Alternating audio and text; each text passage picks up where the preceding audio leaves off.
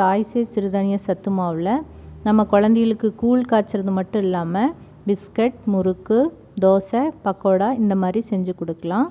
அது ரொம்ப டேஸ்ட்டாகவும் இருக்கும், சத்தாகவும் இருக்கும். இப்போ முதல்ல பிஸ்கட் செய்கிறது எப்படின்னு பார்க்கலாம்.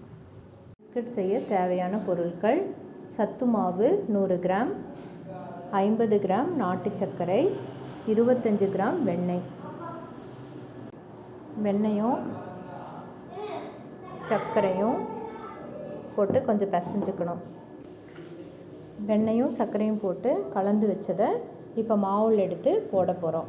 மாவில் போட்டு அதை நல்லா பிசைஞ்சுக்கணும். கலந்த மாவு இப்படி உருண்டை பிடிக்கிற மாதிரி இருக்கணும்.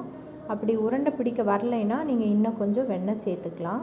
அதுக்கப்புறம் நல்லா பிசைஞ்சிட்டு மாவை சப்பாத்தி கல்லில் வச்சு கொஞ்சம் அழுத்தம் கொடுத்து தேய்க்கணும், இல்லைன்னா பொடிஞ்சு வர மாதிரி இருக்கும். கொஞ்சம் அழுத்தம் கொடுத்து தேய்ச்சிட்டு நம்மளுக்கு தேவையான சைஸில் கட் பண்ணி எடுத்துக்கலாம்.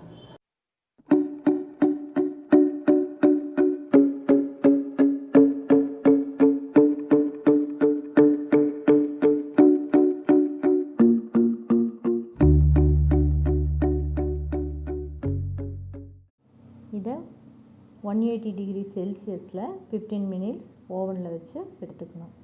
இப்போ சுவையான பிஸ்கட் ரெடி.